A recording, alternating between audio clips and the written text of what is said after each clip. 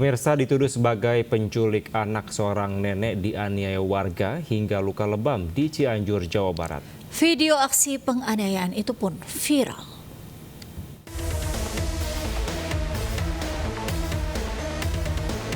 Seorang nenek jadi sasaran amukan warga hingga dilakukan penganiayaan di Kampung Legok, Desa Bunikasih, Warung Kondang, Cianjur.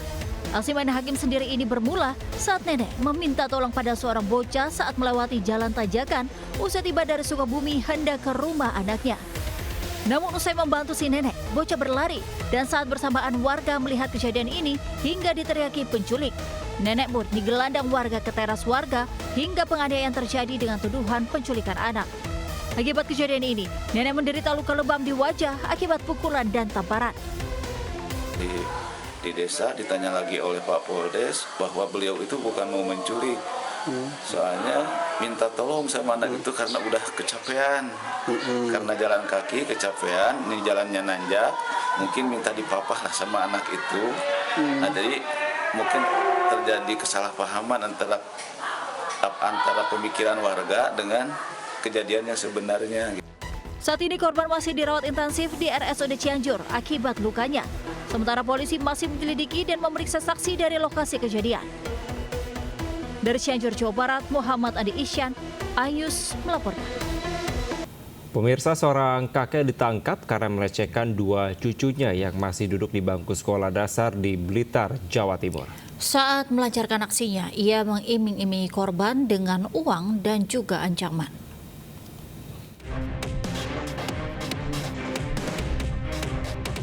Kakek 74 tahun di Kabupaten Blitar ditangkap polisi karena tega melecehkan dua cucunya sendiri.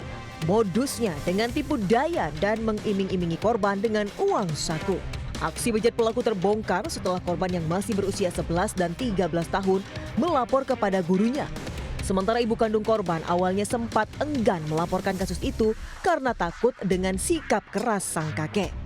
Setelah diperiksa polisi, perbuatan pelaku akhirnya terungkap. Pelaku ternyata sudah beberapa kali melecehkan korban sejak Februari lalu. Ataupun menjadi korban pencabulan dengan iming-iming uang saku sebesar 5.000 sampai dengan 10.000 rupiah. Dan perbuatan ini sudah berkali-kali dilakukan. Kini sang kakek dijerat pasal tentang perlindungan anak dengan ancaman hukuman pidana penjara paling lama 15 tahun. Dari Blitar, Jawa Timur, Robi Ridwan Ayus melaporkan. Kecewa anak yang dinantikan selama 5 tahun meninggal saat dilahirkan. Seorang ayah melakukan aksi demo seorang diri di Karawang, Jawa Barat. Ia menuding petugas sudah melakukan kelalaian. Saya dengan sewenang-wenang, apalagi teman sejawat, bidan, perawat, apapun dokternya. Berbekal pengeras suara, seorang ayah Edwin Septian, 27 tahun, di teras RSUD Karawang. Ia menuding petugas kesehatan RSUD lalai saat menangani istrinya yang melahirkan hingga mengakibatkan nyawa bayinya tak tertolong. Edwin mengaku 5 tahun pernikahan ia baru dikaruniai keturunan, namun pupus setelah usai proses persalinan yang dinilainya lambat dan penuh kejanggalan.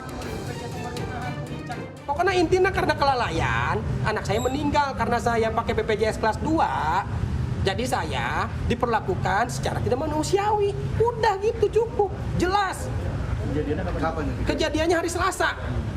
Tidak manusiawinya seperti apa, Pak? Ya itu anak saya meninggal, Pak. Kalau misalkan manusiawi, anak saya tidak mungkin meninggal. Nanti prinsipnya namanya masyarakat ya, pasti ada keluhan sama kita wajib. Itu kita wajib kita layani semuanya. Nah, tudingan dia terkait ada kesalahan itu bagaimana sih, Pak? Apa? Tudingan dari korban. Belum. Nanti kita harus audit dulu kan. Nanti masalahnya ada di mana gitu. Ini kan hanya kesalahpahaman saja. Sementara itu, pihak RSUD Karawang meminta waktu 1 minggu untuk menyelidiki kasus ini dan hasilnya akan disampaikan pada keluarga korban. Dari Karawang, Jawa Barat, Rudi Setiawan, Ayus melaporkan. Pemirsa, sebuah pabrik produsen styrofoam hangus terbakar di Kecamatan Cikupat, Kabupaten Tangerang, Banten. Besarnya kobaran api saat kebakaran ini sempat membuat karyawan dan warga sekitar panik.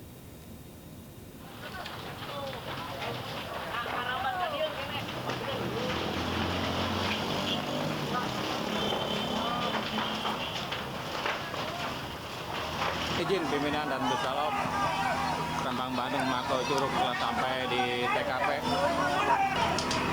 Dari pos terdekat. Api dan asap tebal membumbung dari sebuah pabrik produsen styrofoam yang berada di Kecamatan Cikupa, Kabupaten Tangerang, Banten pada Selasa sore. Banyaknya bahan yang mudah terbakar membuat api dengan mudah membesar dan meleduskan seluruh bangunan. Karyawan yang sedang bekerja dan warga yang berada di sekitar pabrik pun panik, khawatir api merambat ke permukiman. 6 unit mobil pemadam kebakaran dari Kabupaten Tangerang kemudian dikerahkan ke lokasi kejadian hingga akhirnya api pada 3 jam kemudian.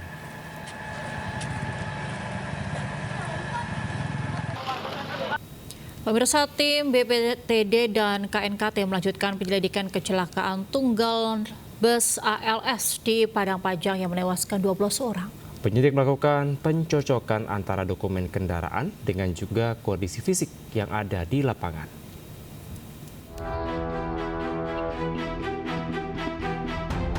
Balai Pengelola Transportasi Darat BPTD Wilayah 3 Sumatera Barat bertindak sebagai perwakilan Komite Nasional Keselamatan Transportasi KNKT di daerah, terus melakukan investigasi kasus kecelakaan bus ALS.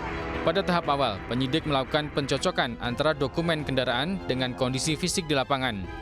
Hari ini BPTD bersama tim KNKT dijadwalkan akan melakukan penyelidikan langsung di lokasi kejadian, termasuk pemeriksaan keseluruhan terhadap kelayakan bus antar provinsi tersebut.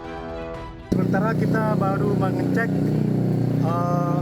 terkait dengan identitas daripada kendaraan ini, yaitu pertama keabsahan antara dokumen kendaraan dengan fisik kendaraan. Itu yang kami laksanakan saat ini. Cuma pada saat ini kita terkendala untuk mengecek nomor rangkanya, karena seperti yang kita lihat posisi dari suspensinya itu udah anjlok betul, jadi kita nggak berani masuk ke dalam daripada kendaraan ini karena berisiko terhadap keselamatan kita sendiri. Seperti telah diberitakan sebelumnya, bus ALS yang berangkat dari Sumatera Utara menuju Jakarta mengalami gangguan pada sistem pengereman yang mengakibatkan bus terguling. Akibatnya, 12 penumpang meninggal dunia di tempat, sementara 23 orang lainnya luka-luka. Dari Padang Panjang, Sumatera Barat, Agung Sulistyo, iNews melaporkan. Pemirsa, 4 jenazah korban kecelakaan maut bus ALS di Padang Panjang, Sumatera Barat dipindahkan ke Rumah Sakit Bayangkara Polda Sumbar. 8 jenazah lainnya sudah dibawa pihak keluarga, sedangkan 35 orang korban luka masih dirawat di Rumah Sakit Padang Panjang.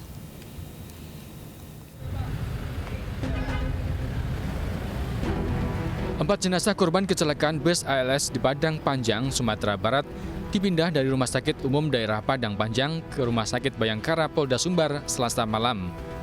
Keempat jenazah langsung disimpan di kamar jenazah sambil menunggu dijemput pihak keluarga. Keempat jenazah merupakan Atas Lain asal Toba Sumut, Aryudi asal Deli Serdang, Etrik Gustav Wenas asal Jakarta, dan Sri Rezeki asal Pekanbaru. Sedangkan 8 dari 12 jenazah korban tewas telah dijemput pihak keluarga. Di mana 4 jenazah ini pihak keluarganya belum ada yang melapor. Jadi kemungkinan karena di RSUD tidak ada alat pendingin untuk jenazah, maka kami dari pihak Polda Sumbar memperantarai supaya kondisi jenazah tidak semakin memburuk, maka kita bawa ke Rumah Sakit Bayangkara.